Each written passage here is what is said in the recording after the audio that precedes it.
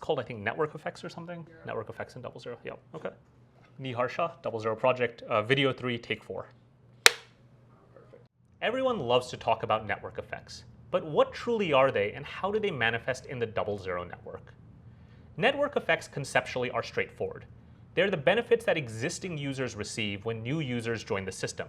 But let's unpack that a little more in the context of DoubleZero. Let's begin by drawing a simple two-dimensional graph. On the x-axis is the share of the validator community that has joined DoubleZero, and on the y-axis is the value that an individual validator receives. And the graph looks something like this. In general, for an existing validator, as more validators join the system, it benefits. That validator can now communicate with those other ones more quickly and efficiently, and thus cast more timely votes, skip fewer slots, and generally keep up with consensus better. But there's a special jump right around the 2/3 cutoff. When a supermajority of the validator state comes onto DoubleZero, all of a sudden entirely new protocol designs are possible. Solana can have faster block times. They can have larger block sizes.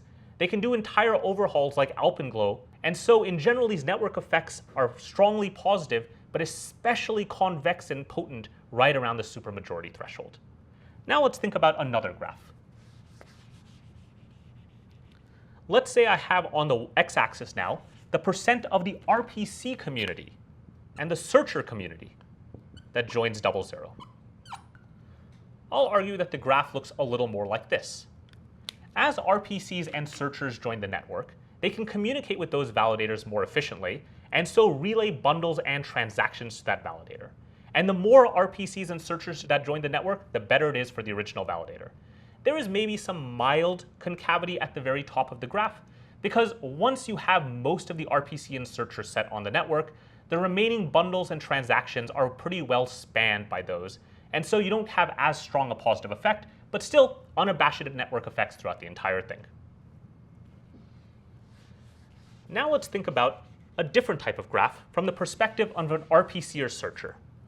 On the y-axis will still be value, but now it'll be value specifically to RPCs and searchers, and on the x-axis will be the percent of RPCs and searchers on the DoubleZero network. Here, the network effect looks probably negative. It's a more standard competition effect. RPCs mildly compete with one another, searchers really compete with one another. And so you don't have as strong network effects for this particular class of users. Now let's round it out. How do RPCs and searchers get value from validators being on the DoubleZero network?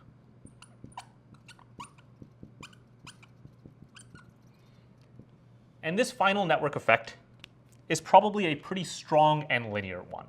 There's no special discontinuity at a supermajority of stake. Instead, it's just constantly positive throughout the life cycle of the curve.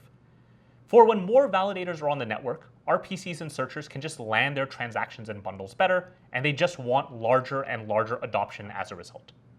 So this is how we think about network effects on DoubleZero. They're rife throughout the protocol, and they manifest in both expected and unexpected ways.